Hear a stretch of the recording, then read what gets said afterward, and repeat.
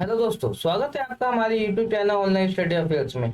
आज हम इस वीडियो में 11 फरवरी की जितनी भी महत्वपूर्ण करंट अफेयर्स है उसको कवर करने वाले हैं और कल 10 फरवरी की जितनी भी करंट अफेयर्स है उसका रिवीजन भी करने वाले हैं। तो स्टार्ट करते हैं आज का टॉपिक का। तो आज का पहला प्रश्न है कि इसरो ने 10 फरवरी को अपने किस रॉकेट को सफलतापूर्वक लॉन्च किया है।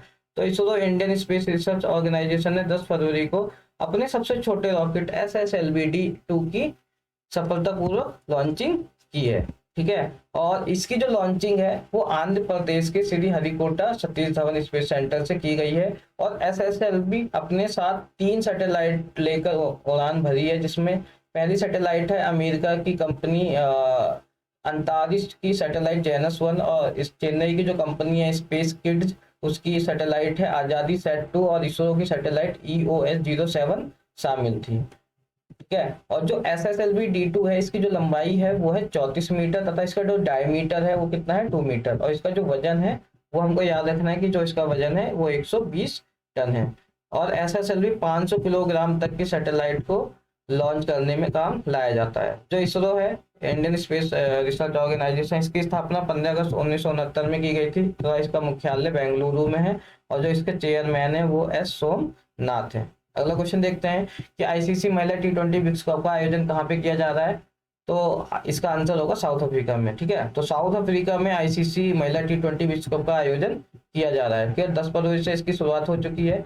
और हाल में ही जो महिला अंडर 19 T20 वर्ल्ड कप हुआ था उसमें भारत ने सफलता हासिल करी थी। किसको हराकर? इंग्लैंड को हराकर पहली बार भारत ने सफलता हासिल की थी। और 2023 में जो मेंस क्रिकेट वर्ल्ड कप है उसका आयोजन कहाँ पे किया जाएगा? भारत में किया जाएगा। अगला क्वेश्चन देखते हैं कि उत्तर प्रदेश के लखनऊ में ग्लोबल इन्वेस्टर समिट की शुरुआत हो चुकी है। इसका उद्घाटन किसके द्वारा किया गया? तो उत्तर प्रदेश के लखनऊ में 10 से 12 तक चलने वाले ग्लोबल इन्वेस्टर समिट की शुरुआत हो चुकी है। इसका उद्घाटन नरेंद्र मोदी के द्वारा किया गया है। ठीक है। और इस दौरान यूपी के सीएम योगी आदित्यनाथ और रक्षा मंत्री राजनाथ सिंह भी मौजूद रहे थे। और इस समिट में जो रिलायंस ग्रुप के चेयरमैन है उन्होंने कहा है कि हम अगले 4 सालों में 75,000 करोड़ का निवेश करने वाले हैं। और जियो स्कूल और जियो AI डॉक्टर के जरिए हम पूरे उत्तर प्रदेश में सस्ते दर पर एजुकेशन और हेल्थ केयर सुविधाएं मुहैया कराएंगे। ठीक है।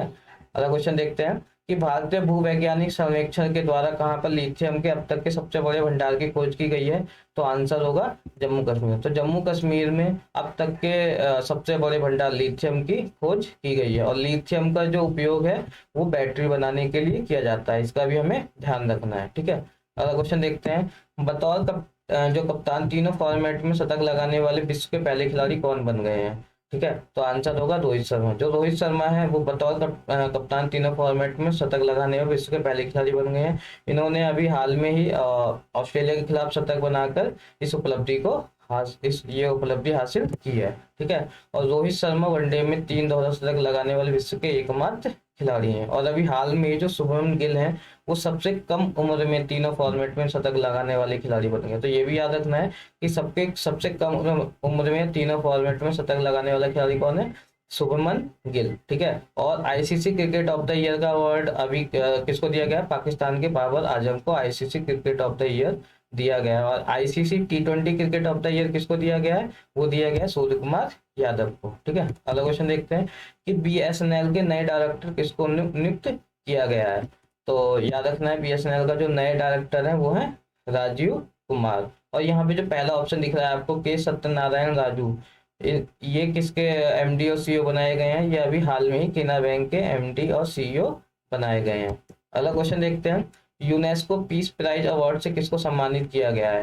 तो आंसर होगा एंजेला मार्केल। तो जो एंजेला मार्केल है उनको यूनेस्को पीस प्राइज अवार्ड से सम्मानित किया गया और ये जर्मनी की पूर्व चांसलर है। तो ये भी याद रखना है कि जो ये एंजेला मार्केल कौन है? जर्मनी की पूर्व चांसलर है। ठीक है।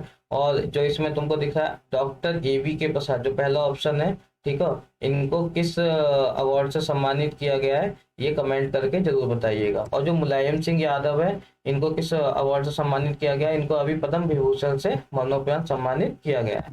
ठीक है। पद्म विभूषण देख लेते हैं जो 2023 में किन किन किन को मिला है। पहला नाम है श्री बालकृष्ण दोषी, बालकृष्ण दोषी। तो बालकृष्ण दोषी इनको मरणोपरांत पद्म विभूषण से सम्मानित किया गया है। और जाकिर हुसैन को भी पद्म विभूषण से सम्मानित किया गया। और ये कौन है? एक तबला वादक है। और जो श्री एस.एम. कृष्णा, ये पूर्व सीएम है कर्नाटक के, इनको भी पद्म विभूषण से सम्मानित किया गया है। डॉक्टर दिलीप महाल नाबिस, ठीक है, इनको भी पद्म विभूषण से मरणोपरांत सम्मानित किया गया है। और इन्होंने क्या किया था, जो ORS होता है उसके क्षेत्र में इन्होंने मतलब बहुत उसको बढ़ावा दिया था, ठीक है। श्री श्रीनिवास वर्धन, इनको साइंस एंड इंजीनियरिंग में पद्म विभूषण से सम्मानित किया गया है। और श्री मुलायम सिंह यादव, इनको मरणोपरांत, ठीक है, इनको भी क्या दिया गया है? पद्म विभूषण से सम्मानित किया गया है। तो ये 6 नाम याद रखने, किसी ना किसी एग्जाम में ये पूछे जा सकते हैं। अगला क्वेश्चन देखते हैं कि गृह एवं सहकारिता मंत्री अमित शाह के नए सचिव के रूप में किसको नियुक्त किया गया है? तो आंसर होगा, आंसर ये गलत आंसर है, आंसर होगा नीरज कुमार बंसोद। तो नीरज कुमार बंसोद को, ठीक है, गृह मंत्री के नए सचिव के रूप में नियुक्त किया गया है। अगला क्वेश्चन देखते हैं, सुप्रीम कोर्ट में 10 फरवरी को 2 नए जज की नियुक्ति की गई है। अब सुप्रीम कोर्ट में जजों की कुल संख्या कितनी हो गई है? तो आंसर होगा 34। तो सुप्रीम कोर्ट में अब कितने जज हो गए हैं? 34। अभी 10 फरवरी को 2 नए जजों की नियुक्ति की गई थी। और इससे पहले अभी 5 नए जजों की, तो हाल में ही सुप्रीम कोर्ट में 7 नए जजों की नियुक्ति हो गई है। और अब सुप्रीम कोर्ट में टोटल 34 जज हो गए हैं, ठीक है। सुप्रीम कोर्ट के द्वारा जो उत्तर प्रदेश के चीफ जस्टिस राजेश बिंदल और गुजरात के चीफ जस्टिस अरविंद कुमार को नए जज के रूप में नियुक्त किया गया है, ठीक है। और सुप्रीम कोर्ट में अब 34 जज हो गए और अधिकतम भी कितने जज होने चाहिए? 34 जज ही होने चाहिए। जो सुप्रीम कोर्ट की स्थापना है वो 28 जनवरी 1950 में की गई थी। और सुप्रीम जो संविधान है उसमें अनुच्छेद 124 से लेकर 147 तक सुप्रीम कोर्ट के बारे में बताया गया है, ठीक है। अगला क्वेश्चन देखते हैं, ग्लोबल क्वालिटी इंफ्रास्ट्रक्चर इंडेक्स में भारत की रैंक कौन सी है? ठीक है, तो इसमें भारत की रैंक है 10वीं। तो 10th रैंक है भारत की किसमें? ग्लोबल क्वालिटी इंफ्रास्ट्रक्चर इंडेक्स में। ये जो इंडेक्स है वो ये बताती है कि कोई भी देश कितना विकास कर रहा है, ठीक है। तो इसमें भारत की जो रैंक है वो कितनी है? 10th। और जो फर्स्ट रैंक है वो किसकी है? जर्मनी की। अगला क्वेश्चन देखते हैं, इंडिया के सबसे बड़े म्यूजिकल फ्लोटिंग फाउंटेन का उद्घाटन कहाँ पर किया गया है? तो आंसर होगा हैदराबाद। तेलंगाना की राजधानी हैदराबाद में इंडिया के सबसे बड़े म्यूजिकल फ्लोटिंग फाउंटेन का उद्घाटन किया गया है, ये रखना है। तो 11 फरवरी की जितनी भी महत्वपूर्ण करंट अफेयर्स की हमने इस वीडियो में कवर किया है। और अब हम 10 फरवरी का रिवीजन करने वाले हैं, ठीक है। तो पहला क्वेश्चन है कि भारत ने भूकंप से प्रभावित तुर्की और सीरिया की मदद के लिए कौन सा ऑपरेशन चालू किया? तो आंसर होगा ऑपरेशन दोस्त, ठीक है। अगला क्वेश्चन है कि प्रतिष्ठित Raja Rammohan Roy national award for excellence in journalism, मतलब जो राजा राममोहन राय नेशनल अवार्ड है उससे किसको सम्मानित किया गया? डॉक्टर ABK प्रसाद को। अगला क्वेश्चन देखते हैं, मिशन अंत्योदय सर्वे 2022 और 23 की शुरुआत किस मंत्रालय के द्वारा की गई है? तो आंसर होगा ग्रामीण विकास मंत्रालय। और इसके मंत्री कौन है? गिरिराज सिंह। याद रखना है कि जो ग्रामीण विकास मंत्रालय है इसके जो मंत्री हैं वो हैं गिरिराज सिंह। हाल में ही केन्या लेडीज ओपन का खिताब किसने जीता है? तो आंसर होगा अदिति अशोक। जो अदिति अशोक है उसने केन्या लेडीज ओपन का खिताब जीता और ये एक गोल्फर है, ये भी हमको ध्यान रखना है। कहाँ पर बर्ड फ्लू के कारण सैकड़ों समुद्र जीवों और पक्षियों की मौत हो गई? तो आंसर होगा पेरू, ठीक है। पेरू में जो सैकड़ों समुद्र जीवों और पक्षियों की मौत हो गई, किस वायरस की वजह से? जो बर्ड फ्लू H5N1 वायरस है उसकी वजह से सैकड़ों समुद्र जीवों की और पक्षियों की मौत हो गई। पेरू की राजधानी क्या है? वो है लीमा। और आज का अंतिम क्वेश्चन है कि किस ब्रिटिश भारतीय लेखक ने अपने उपन्यास विक्ट्री सिटी को प्रकाशित किया है? तो आंसर होगा सलमान रुश्दी, ठीक है। सलमान रुश्दी ने अपने उपन्यास विक्ट्री सिटी को प्रकाशित किया है और ये एक जो महाकाव्य है संस्कृत का उसका अनुवाद है, ठीक है। आज की वीडियो में इतना ही था। आपको ये वीडियो कैसा लगा जरूर कमेंट करके बताइएगा। यदि ये वीडियो अच्छा लगा हो तो हमारे चैनल को सब्सक्राइब कीजिएगा, लाइक कीजिएगा। धन्यवाद।